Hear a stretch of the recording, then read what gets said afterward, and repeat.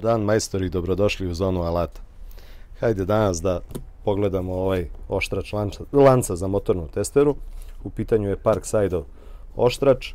Snaga motora je 85 W, 5000 obrta je brzina u praznom hodu, 1,8 metara kabla. Može da se koristi za lance sa 1/4 cola, 0,325 cola i 3/8 cola.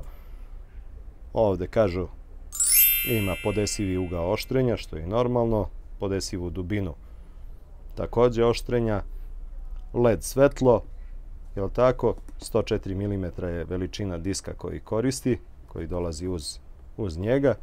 Kaže, naoštrite lako i precizno bez muke. Sad ćemo da vidimo da li je bez muke.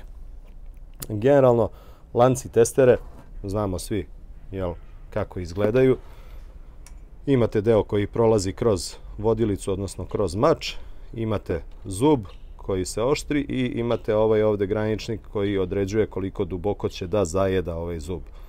Znači, to nemojte da zaboravite kada oštrite lanac.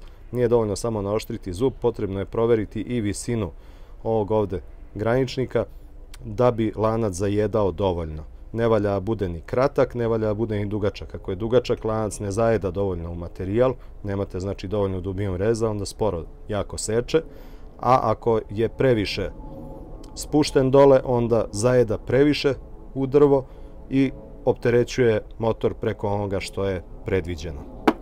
Dobro, znači to smo razjasnili. Do sada ja sam koristio za oštrenje štilovu turpiju, gde imaju naznačeni uglovi, jel tako? Koristio sam običnu turpiju za skidanje tih zubića i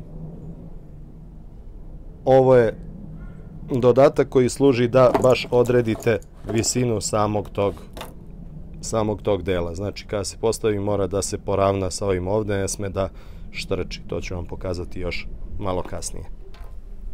Šta vam je potrebno pre nego što krenemo da raspakujemo ovaj ovde alat? Potrebno je da imate šubler, jel tako? Ovo vam ne treba za sad. Ako uspemo da s ovim naoštrimo lanac, potrebno je imate šubler, potrebno je da imate ovaj dodatak da bi vidjeli visinu tog graničnika i potrebno je da imate jedan marker koji ćemo da obeležimo jedan od zuba. Hajde sada da vidimo šta je ovde u kutiji, šta su nam dali momci iz Parksidea.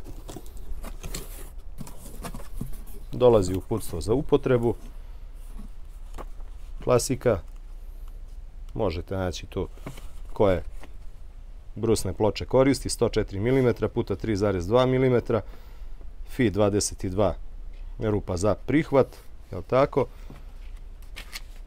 Tako da to je ono što je bitno. Bitno je isto da obratimo pažnju na S2, znači 15 minuta je vreme rada. Nakon 15 minuta je potrebno da odmorite alat, odnosno da ga ohladite na temperaturu koja je temperatura okoline plus minus 2 stepena. Dobro, to je to. Što se tiče uputstva, unutra dobijete kesicu sa džidžabidžama i dobijate oštrač. Oštrač zategnut je ovde jednom vezicom koja može da se oslobodi pritiskom ovde, ona se svlači. Sad, za to će vam možda biti potrebno nešto malo pogurati, jer ja imam debele prstiće, pa to neće baš tek tako da ide. Znači, moram da se potpomognem nečim. Evo ga, oslobodili smo ga. To je to. Od dodataka imamo ručkicu koja se samo ušrafi ovde.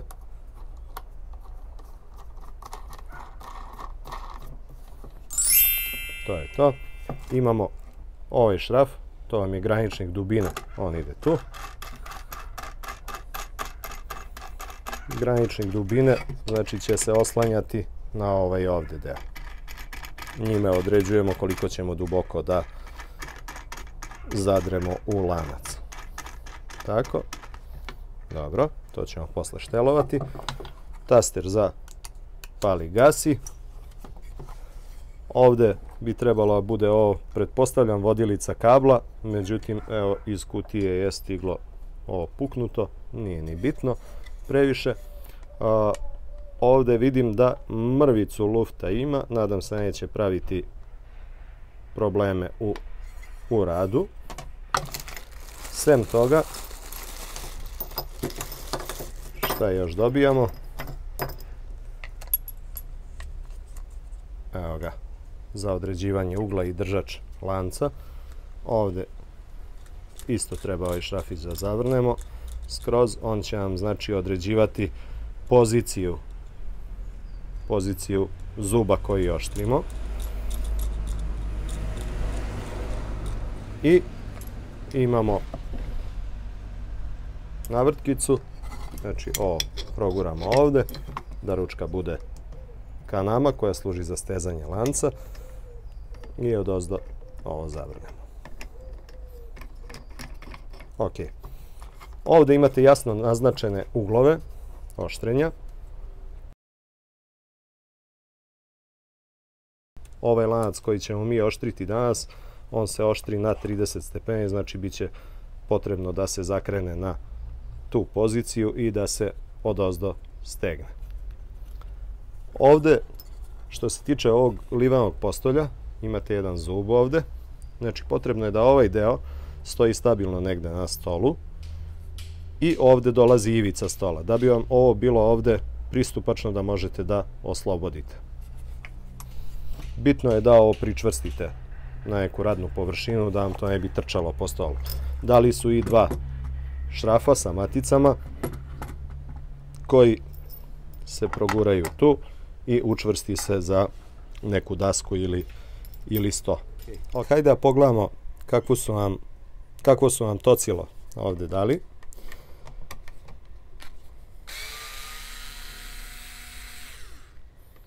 Potrebno je, da bismo skinuli tocilo, da odvijemo ova 3 šrafića. Da uklonimo poklopac. Ako bude hteo da se iđe, evo ga, mora se otpusti malo ova ručica. Da vidimo šta je to. Parkside, ok, 104.32, maksimalna brzina 7350 obrtaja. Dobro. Plastični je.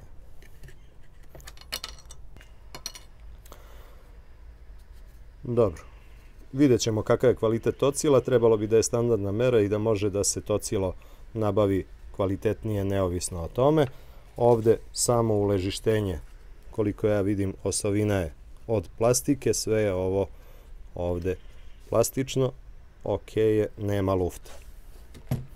Hajde da ga vratimo nazad.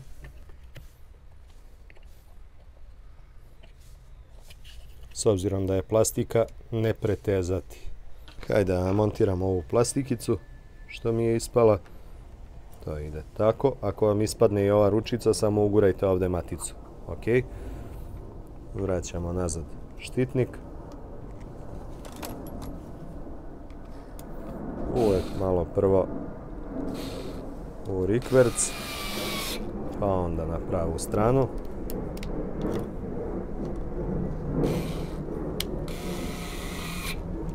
Zbog čega kažem rikverc, pa onda na pravu stranu. U rikverc dok osjetite da je preskočio šraf, kako ne bi rezao novi navoj unutra u plastici, nego da upadne u onaj stari koji je već napravljen, kako ne biste oštetili samo uležištenje šrafa. Jer ipak je plastika u pitanju. Ne treba ništa to pretezati, samo lagano, vraćamo ručku, ok. Kaže, zašto ovaj sada oštrač lanca, zašto to turpijom ja radim ceo život? Jeste, turpija je neprevaziđen alat, definitivno. Kao odete negde na teren, kada ste u šumi, bilo gde možete da oštrite lanac na njom, niti vam treba struja, niti vam treba ova skalamerija, znači snaći ćete se i moći ćete da odredite to. Kada vam treba oštrač? Recimo, imao sam situaciju na ovom lancu. Ovaj lanac je bio izuzetno oštećen. Sekao sam nešto, zakačio sam dole i po ciglama i po svemu i svačemu i ostalo je tako da sam morao bukvalno da skidam po 2 mm sa zuba da bih ga naoštrio. To je suludo raditi turpijom. Jednostavno predugo traje. Za takve intervencije ja sam uzeo ovaj lanac, odneo u Štilov servis, naoštrili su ga, sada je dobar. Znači može se koristiti dalje. Kada znate da vam je lanac tup? Oštrica na lancu ne sme da se vidi. Znači oštrica na lancu ne sme da se vidi. Ako vidite oštricu, znači počeo je da se tupi lanac. Ako ima oštećenja po sebi, ako ste zakačili za ekser, za bilo šta, znači opet je potrebno da se naoštri taj lanac. Dobro. Što se tiče ugla, ako ne znate pod kojim uglom treba da naoštrite lanac, pogledajte samo zub na lancu. Vidite ovu crticu ovde. Znači ta crtica mora da vam se poklopi ugao sa uglom oštrenja lanca. Zato su i ostavili tu crticu, da biste mogli da izbegnete uvek mogućnost greške. Pričvrstio sam ga sa dve stege, levo i desno, za ovaj Parkside-ov sto i to ne mrda nigde.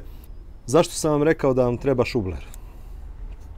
Treba vam da izmerite lanac. Treba da nađete najkraću kariku na lancu. Znači, uzmete šubler i tražite 7,9. Ova je koliko? Sljedeća 8,1. Evo je ova 7,7 i tako dalje. Kada nađete najkraću kariku, nju uzmete i obeležite je markerom. Znači, obeležite kariku markerom da biste znali odakle ste krenuli u oštrenje.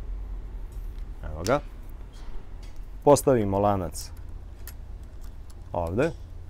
Evo tako. I potrebno je da sada šta uradite? Znači, potrebno je da ovim šrafićem odredite poziciju lanca tako da blago dodirne samo tocilo. Znači, blago da dodirne tocilo i da podesite dubinu u donjem delu, ovim šrafićem iza, jel tako, da podesite dubinu da se poklopi otprilike sa oblikom ovde lanca. Evo, pogledajte. Znači, to je podešeno kako treba sada. Kada ste to podesili kako treba, uzmete lepo i fiksirate lanac u tom položaju. Ova ručica ima ovo crveno dugme u sredini. Znači, ako vam je labavo i dalje labavo stoji lanac, kada ste pritegli, pritisnite dugme, okrenete ovo i onda ćete moći još da pritegnete ako je potrebno. Znači, to vam je samo da promenite poziciju ugla ručke kako vam ne bi smetala dok ovo ovde radite, dok brusite. Ok, to je to. Bitno je, znači, ovaj ovde graničnik da vam bude uvek zategnut. Ovo otpustite, povučete lanac do njega i krećete sa obradom. Jel tako? Znači, opet sledeći zub, ovaj ovde preskačemo, idemo sledeći zub, jel tako, tu. Okrenemo, fiksiramo, krećemo sa obradom. Ajde, sad ćemo uključimo mašinicu pa da to odradimo kako treba. Kao što vidite, nije bučna.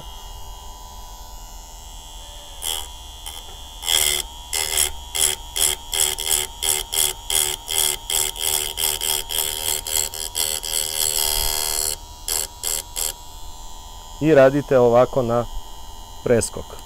Znači, nemojte odjednom da je stisnete životinski, znači svaki drugi zub idemo. Tako. Ovde je treći, pošto su ovde je spajan lanac.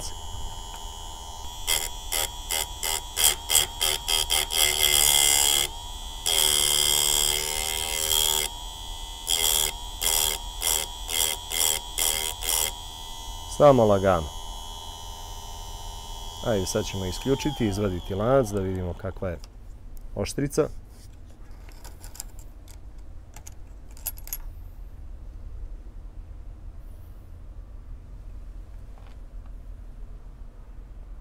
Kao što vidite, sasvim lepo. Znači, kad smo završili sa oštrenjem jedne strane lanca, okrećemo držač na drugu stranu, pogodite isti ugao, znači budite precizni, isti ugao neka bude kao i sa ove strane, postavite lanac, znači određeno je već sve što se tiče distance, proverite za svaki slučaj to.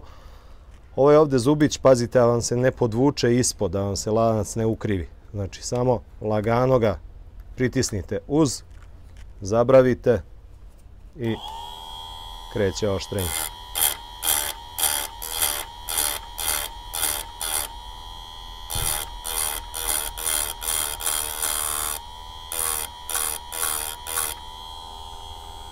Otpustimo, idemo sljedeći zub. Vodite računa da ne zakačite rukom za tocilo ako ga ne gasite dok pomerate lanac.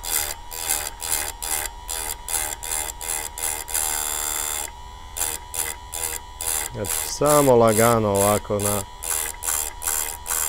na seckanje. Idemo sljedeći.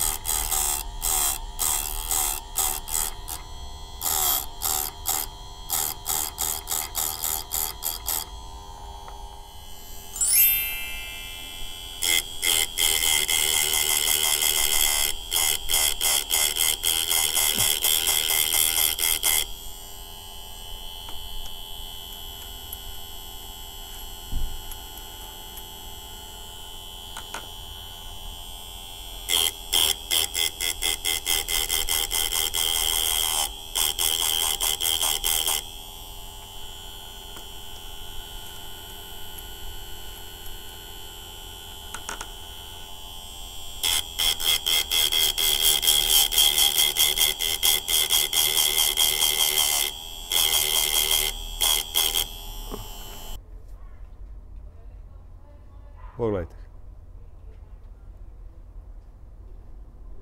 Meni ovo deluje sasvim pristojno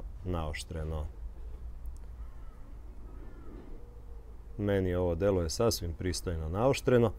Šta je potrebno kada završite oštrenje celog lanca da uradite? Znači, postavite najnormalnije lanac ovde. Uzmete ovaj alatčić što sam vam rekao. Da vidimo da li može da on zajaše ovde preko zuba. Znači, fiksirate lanac, postavite ovaj alat preko zuba, ovde pogledajte da li ovaj graničnik štrči za dubinu. Ukoliko ovde malkice štrči, ukoliko štrči, uzmete turpiju i samo ga lagano skinete da se poravna sa ovim. Kada to završite, svaki sljedeći zub, znači isto tako. Evo iz ovog ugla da vidite. Znači ovdje nam je zub. Evo tako. Stavljamo preko i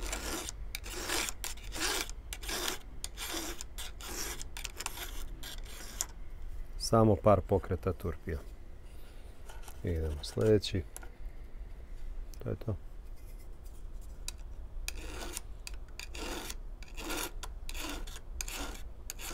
Lanac koji smo oštrili, mala štilovka, 180-ica, da vidimo kako seče sa ovim lancem.